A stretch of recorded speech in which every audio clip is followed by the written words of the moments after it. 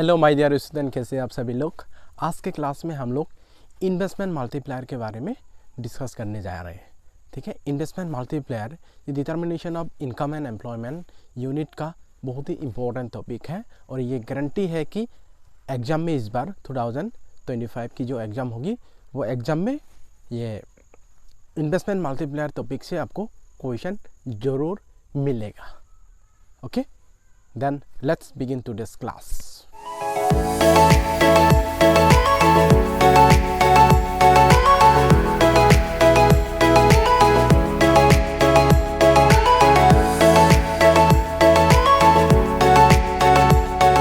Class में हम लोगों की फोकस रहेगी, सबसे पहले तो हम लोग देखेंगे इन्वेस्टमेंट मल्टीप्लायर का मीनिंग क्या होता है, फिर उसके बाद इन्वेस्टमेंट मल्टीप्लायर का रिलेशन एमपीसी के साथ कैसा है और एमपीएस के साथ कैसा है। उसके बाद हम लोग वर्किंग मैकेनिज्म को समझेंगे इन्वेस्टमेंट मल्टीप्लायर का, फिर लास्ट में लेंगे हम लोग इम्पोर्टेंट क्वेश्चंस। स्पेशली आज के क्लास में हम लोग थियोरेटिकल क्वेश्चंस ही लेंगे, तो किसी और नेक्स्ट क्लास में हम लोग इन्वेस्टमेंट मल्टीप्लायर से रिलेटेड पूरी की पूरी न्यूमेरिकल्स हम लोग सॉल्व करेंगे। इन्वेस्टमेंट मल्टीप्लायर का मीनिंग क्या है? It refers to change in income due to change in investment. अगर हम लोगों का इन्वेस्टमेंट चेंज होता है तो इन्वेस्टमेंट चेंज होने के कारण हम लोगों की फाइनल इनकम कितनी चेंज होती है। अगर हम लोग रेशियो में लिखते हैं तो अभी इन्वेस्टमेंट मल्टीप्लायर जो है इकोनॉमिक्स में कैसे क्या किया जाता है, डिनोट किया जाता है। अभी देखिए, K equal that is change in income divided by change in investment होता है। यह है इसका वैल्यू, और इसका और दो वैल्यूज़ है, वो सब क्या क्या है। ये सबसे पहला होगा K इक्वल होता है change in income divided by change in investment. Second K का वैल्यू आएगा K इक्वल 1/1 माइनस MPC होता है, और थर्ड K का वैल्यू होता है K इक्वल 1/MPS। तो ये जो तीनों वैल्यूज़ है इसको याद रखना बहुत ही इम्पोर्टेंट है, क्योंकि अगर हम लोगों को न्यूमेरिकल क्वेश्चंस करना है इन्वेस्टमेंट मल्टीप्लायर से रिलेटेड, तो ये तीनों वैल्यूज़ के बिना हम लोग न्यूमेरिकल को सॉल्व नहीं कर पाएंगे। ओके, फिर उसके बाद अभी हम लोग देखते हैं कि ये इन्वेस्टमेंट मल्टीप्लायर का रिलेशन एमपीसी और एमपीएस का साथ कैसा है, कि डायरेक्ट रिलेशन है कि इन्वर्स रिलेशन है। ठीक है, सबसे पहले हम लोग लेंगे मल्टीप्लायर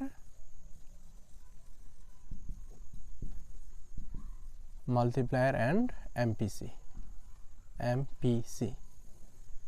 ये दोनों का बीच में रिलेशन कैसा होता है, एमपीसी और मल्टीप्लायर का बीच में रिलेशन क्या, ये दोनों का बीच में रिलेशन क्या रहेगा।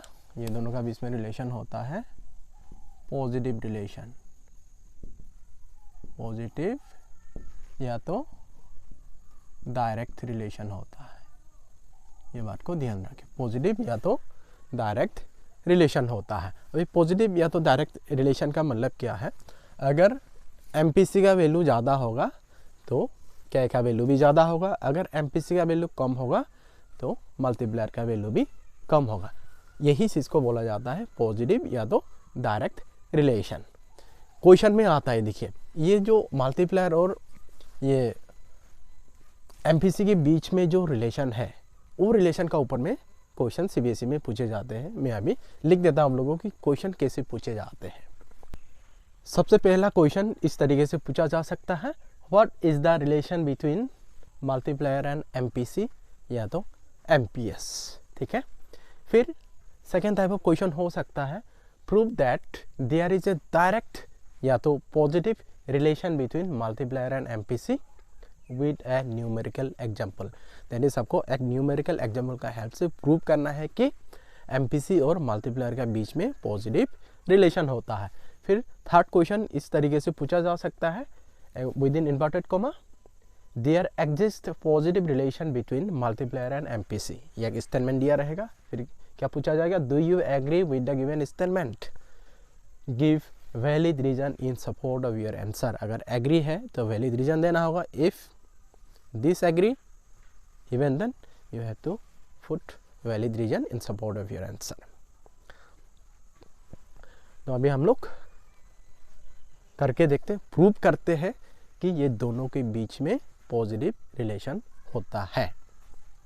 मैं क्वेश्चन को इरेज कर देता हूँ, अब लोग क्वेश्चन को नोट डाउन करके रखिए। ओके, अगर हम लोगों को मल्टीप्लायर और एमपीसी के बीच में पॉजिटिव रिलेशन को प्रूव करना है न्यूमेरिकल एग्जाम्पल के साथ, तो कितना हम लोग इजी तरीके से इसको प्रूव कर सकते हैं। तो उसके लिए तो हम लोगों को क्या चाहिए, एमपीसी का कोई भी दो वैल्यूज़ लेना है, एक छोटा वैल्यू लेना है और एक बड़ा वैल्यू लेना है। जैसे एग्जाम्पल देखिए, क्योंकि हम लोगों को क्योंकि यही जो रिलेशन है ना, ये नंबर 2, इसी रेशियो से ही हम लोगों को क्या करना है, प्रूव करना है ये दोनों के बीच में जो रिलेशन है पॉजिटिव रिलेशन को। उसके लिए हम लोगों को क्या लेना है, एमपीसी का दो वैल्यूज़ लेना है। सपोज एक लेते हैं हम लोग, एमपीसी का वैल्यू एक लेंगे हम लोग, ये 0.5 लेंगे, और एक वैल्यू एमपीसी का लेंगे हम लोग, एमपीसी इक्वल मान लो कि 0.8 ले लेते। कोई भी दो वैल्यूज ले लेना है एमपीसी का, एक कम लेना है एक ज़्यादा लेना है, ठीक है। फिर उसके बाद अभी हम लोग को मालूम है के इक्वल क्या होता है, 1/1 माइनस एमपीसी होता है। क्या करना है अभी, 1/1 माइनस, अभी एमपीसी हम लोग कितना लिए 0.5, 1 माइनस 0.5 दैट इज कितना होगा 1/0.5। इसका वैल्यू कितना रहेगा, दैट इज कितना आएगा 5 2 जा 10। अभी देखिए अगर एमपीसी का वैल्यू 0.5 होता है तो मल्टीप्लायर का वैल्यू कितना होता है 2। अभी देखेंगे एमपीसी का वैल्यू 0.8 लेके, हम लोगों को मालूम है क्या इक्वल कितना होता है, 1/1 माइनस एमपीसी होता है, फिर 1/1 माइनस 0.8 इक्वल कितना होगा 1 डिवाइडेड बाय 0.2। ओके, फिर उसके बाद अगर इसको डिवाइड करेंगे तो कितना मिलेगा 5। तो अभी देखिए यहाँ में आया 2, यहाँ में आया 5। जब एमपीसी का वैल्यू कम होता है मल्टीप्लायर का वैल्यू भी कम होता है। जब एमपीसी का वैल्यू ज़्यादा होता है तो क्या होता है, मल्टीप्लायर का वैल्यू भी ज़्यादा होता है। Hence the above illustration proves that there exist a positive relation between multiplier and MPC. इसी तरीके से हम लोग पॉजिटिव रिलेशन को एक सिंपल न्यूमेरिकल एग्जांपल से हम लोग प्रूव कर सकते हैं। तो इसी टाइप ऑफ क्वेश्चन सीबीएसई में बहुत बार पूछा गया है। तो ये सब क्वेश्चन एकदम श्योर एंड सर्टेन होता है कि सीबीएसई बोर्ड एग्जाम में आना ही है बोल के, ये बात को आप लोग ध्यान रखिए, ठीक है। उसके बाद अभी देखेंगे हम लोग मल्टीप्लायर और एमपीएस के बीच में क्या रिलेशन होता है। ये दोनों के बीच में रिलेशन होता है इनवर्स रिलेशन, इनवर्स या तो अपोजिट रिलेशन होता है। अपोजिट रिलेशन मतलब ये है कि एमपीएस का वैल्यू अगर ज़्यादा होगा तब मल्टीप्लायर का वैल्यू क्या होगा, कम होगा। अगर एमपीएस का वैल्यू अगर कम होगा तब क्या होगा, मल्टीप्लायर का वैल्यू ज़्यादा होगा। यही चीज़ को बोला जाता है इनवर्स रिलेशन। ये सेम रिलेशन को अभी हम लोग सिंपल एक न्यूमेरिकल एग्जांपल से प्रूव कर सकते हैं। देखिए अभी कैसे किया जाए। सेम जैसे एमपीसी का दो वैल्यूज़ लिए थे हम लोग, यहाँ में एमपीएस का भी दो वैल्यूज़ लेंगे।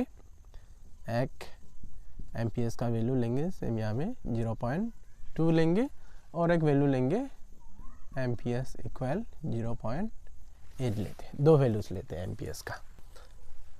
अभी कौन सा रेशियो को लेना होगा, ये थर्ड रेशियो का हेल्प से ही हम लोग ये एमपीएस और मल्टीप्लायर का जो अपोजिट रिलेशन है वो रिलेशन को हम लोग प्रूव कर सकते हैं। देखिए कैसे किया जाए। क्या इक्वल हम लोगों को मालूम है 1/एमपीएस होता है, 1/एमपीएस। एमपीएस का वैल्यू कितना है 0.2, कितना होगा ये 5 आएगा।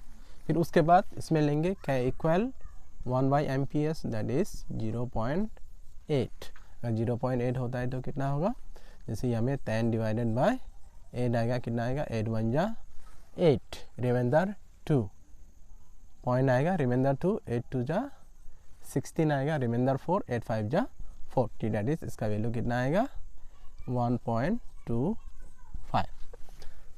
अभी देखिए ये प्रूव हो जाता है कि दोनों के बीच में अपोजिट रिलेशन है।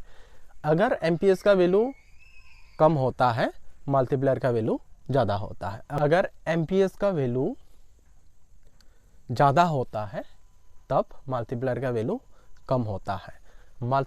ये एमपीएस का वैल्यू अगर कम होता है तब मल्टीप्लायर का वैल्यू ज़्यादा होता है। Hence the above illustration proves that there exist an inverse relation between multiplier and MPS. इसी तरीके से हम लोग रिलेशन को प्रूव कर सकते हैं सिंपल सा न्यूमेरिकल एग्जाम्पल से। अभी देखेंगे मल्टीप्लायर का वैल्यू मैक्सिमम कितना होता है और मल्टीप्लायर का वैल्यू मिनिमम कितना होता है।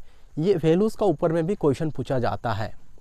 What is the value of investment, या तो what is the range of investment multiplier, minimum कितना होता है मैक्सिमम कितना होता है। या इसका ऊपर में क्वेश्चन पूछा जाएगा कि the value of investment multiplier ranges from 0 to infinity ऐसा दिया रहेगा, या तो 1 to इन्फिनिटी ऐसा करके दिया रहेगा क्वेश्चन में, ट्रू और फॉल्स विद वैलिड रीजन ऐसा करके क्वेश्चन पूछा जाता है ये वैल्यूज़ का ऊपर में।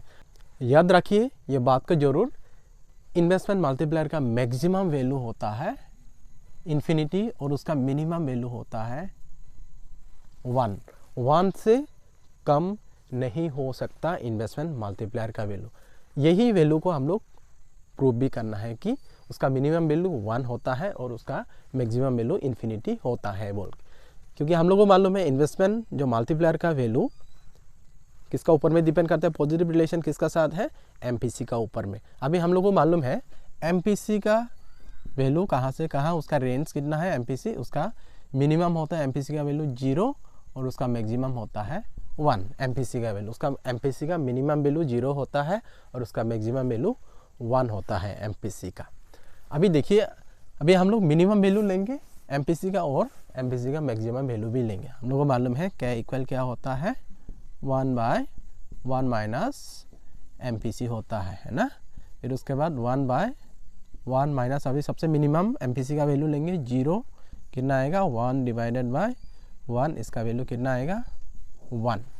अगर एमपीसी का मिनिमम वैल्यू लेते हैं तो उस टाइम में मल्टीप्लायर का वैल्यू 1 आएगा। दैट मीन्स मल्टीप्लायर का वैल्यू मिनिमम 1 हो सकता है, इससे कम नहीं हो सकता। फिर उसके बाद हम लोग मैक्सिमम वैल्यू लेते हैं एमपीसी का। अभी 1/1 माइनस एमपीसी इक्वल कितना होगा 1/1 माइनस 1 लेंगे, that is 1 divided by 0 will be equal to infinity. अभी देखिए इसलिए इन्वेस्टमेंट मल्टीप्लायर का वैल्यू मिनिमम 1 होता है, उसका मैक्सिमम वैल्यू इन्फिनिटी होता है। ये बात को हम लोग एकदम दिमाग में बिठा के रखिए, बहुत ही काम देने वाला है एग्जाम के लिए। अभी हम लोग इन्वेस्टमेंट मल्टीप्लायर का वर्किंग मैकेनिज्म को अच्छी तरीके से समझेंगे। अभी हम लोग को एक एज्यूम करना है, सपोज इकोनॉमी में एमपीसी कितना है, एमपीसी इक्वल मान लीजिए कि 0.8। इकोनॉमी में कितना है एमपीसी 0.8। फिर नेक्स्ट हम लोग मान लेते हैं कि सपोज इनिशियल इन्वेस्टमेंट कितना का होता है round 1। Initial investment for example 1000 का इनिशियल इन्वेस्टमेंट होता है राउंड 1।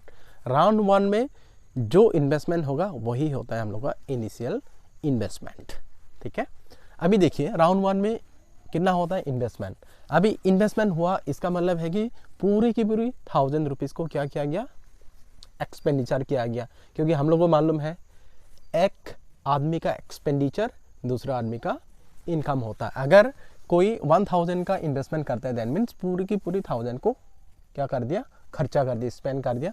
तो जिससे भी इन्वेस्टमेंट का जितने भी गुड्स है जिससे भी लिया गया तो सेम अमाउंट उसके लिए क्या हो जाएगा, जिससे खरीदा गया इन्वेस्टमेंट का जितने भी गुड्स एंड सर्विसेज है तो वो सब क्या होगा, उसका इनकम होगा। दैट मीन्स अगर इन्वेस्टमेंट फर्स्ट राउंड में अगर इन्वेस्टमेंट 1000 का होता है तो इनकम कितना का चेंज हो जाता है, 1000 इनकम चेंज होगा। ओके, फिर अभी हम लोग को मालूम है हम लोग का इकोनॉमी में एमपीसी कितना है 0.8, 0.8 मतलब 80% कंज्यूम किया जाएगा और 20% क्या किया जाएगा, सेविंग किया जाएगा। तो उसका हिसाब से अभी जिसका भी इनकम हुआ 1000 का तो वो क्या करेगा 0.8 दैट इज 80% कंज्यूम करें, दैट इज 1000 का 80% कितना होगा 800 और रिमेनिंग 200 कहाँ में जाएगा, सेविंग में जाएगा। ओके, तो अभी जिसने भी 800 रुपीज़ कंजम्पशन किया, तो जिसने कंजम्पशन किया मतलब खर्चा किया, तो जिससे कंजम्पशन गुड्स लिया तो उसका इनकम होगा कि नहीं। फिर थर्ड राउंड जो second round of increase in income कितना होगा 800 इनकम होगा, आइबास में 800 इनकम होगा सेकेंड राउंड। अभी इसी तरीके से क्या होता है प्रीवियस राउंड का जो नेक्स्ट राउंड होता है उसका कितना इंक्रीज होते जाएगा, 80% इंक्रीज होते जाएगा, 80% इंक्रीज होते जाएगा। लेकिन ये 80% इंक्रीज होगा कि 70 होगा 60 होगा वो किसका ऊपर डिपेंड करता है, एमपीसी का ऊपर डिपेंड करता है। अगर एमपीसी 0.7 होगा तो 70% इंक्रीज होते जाएगा प्रीवियस राउंड का, अगर 0.6 होगा तो 60% प्रीवियस राउंड का इनकम इंक्रीज होते जाएगा। ठीक है, अभी सेम अभी 800 इनकम हो जाता है सेकेंड राउंड में, फिर 800 का 80% कंज्यूम किया जाएगा। अभी ये 800 का 80% कितना होगा 640 होगा, फिर उसके बाद सेविंग कितना जाएगा 160 जाएगा सेविंग। ठीक, ऐसा करके ये प्रोसेस कंटिन्यू होते जाएगा। ठीक है, तो जैसे कि यहाँ में थर्ड राउंड फोर्थ राउंड इस तरीके से राउंड टू राउंड ये घूमते जाएगा, ये पूरी की पूरी आप लोग क्या कर सकते हैं, अब तो थर्ड राउंड तक आप लोग वैल्यू को कैलकुलेशन करके दे सकते हैं। अल्टीमेटली जाके आप लोगों को लिखना है, ठीक है, कि final increase in income will be equal to, क्योंकि हम लोगों को मालूम है फाइनल इंक्रीज इन इनकम जो चेंज इन इनकम फाइनली कितना हुआ, चेंज इन इनकम क्या होता है, चेंज इन इन्वेस्टमेंट इनटू क्या, यही फॉर्मूला का हेल्प से आप लोगों को फाइनल इंक्रीज इन इनकम मिल जाता है इन्वेस्टमेंट मल्टीप्लायर से। इस तरीके से 3 राउंड तक आप लोग आराम से कैलकुलेशन करिए, देन लिखना है this process will continue till या तो चेंज इन इनकम बिकम्स 0 या तो, और एक बात ध्यान रखना ये प्रोसेस तब तक कंटिन्यू होगा जब तक ये जो इनिशियल इन्वेस्टमेंट ये जो सेविंग का जो टोटल आएगा, इसका जो टोटल आएगा दोनों जब तक बराबर नहीं हो जाता है तब तक ये प्रोसेस कंटिन्यू होते रहेगा। That means investment multiplier process will continue till change in investment will be equal to change in saving, ये बात को ध्यान रखिए। अभी change final increase in income अगर निकालना है तो हम लोगों को क्या करना होगा, ये चेंज इन इन्वेस्टमेंट कितना हुआ है 1000 हुआ है। अभी मल्टीप्लायर का वैल्यू कितना हो सकता है, क्योंकि एमपीसी अगर 0.8 है तो क्या का वैल्यू कितना होगा, क्या इक्वल 1 माइनस 0.8 कितना होगा 1/0.2 दैट इज 5। मल्टीप्लायर का वैल्यू कितना होगा 5। इस तरीके से आप लोगों को एग्जाम में कैलकुलेशन करके दिखाना कितना इंक्रीज हो जाता है, 5000 इंक्रीज हो जाता है। दैट मीन्स 1000 इन्वेस्टमेंट के कारण फाइनल इनकम कितना इंक्रीज हो जाता है, 5000 इंक्रीज हो जाता है। इस तरीके से आप लोग फिर यहाँ में चेंज इन इनकम कितना हुआ, टोटल 5000 हुआ। अभी 5000 का कंजम्पशन कितना हुआ 80%, वो कितना होगा 4000 होगा। फिर सेविंग कितना होगा, सेविंग 20%, 5000 का 20% कितना होगा, ये 1000 होगा। ये इन्वेस्टमेंट कितना है 1000। अभी देखिए जो बात मैंने बोला ना कि ये प्रोसेस तब तक कंटिन्यू होगा जब तक ये चेंज इन इन्वेस्टमेंट और चेंज इन सेविंग बराबर नहीं हो जाता है। तो इसका ऊपर में भी क्वेश्चन आता है, the process of investment multiplier will stop when change in investment will be equal to change in saving.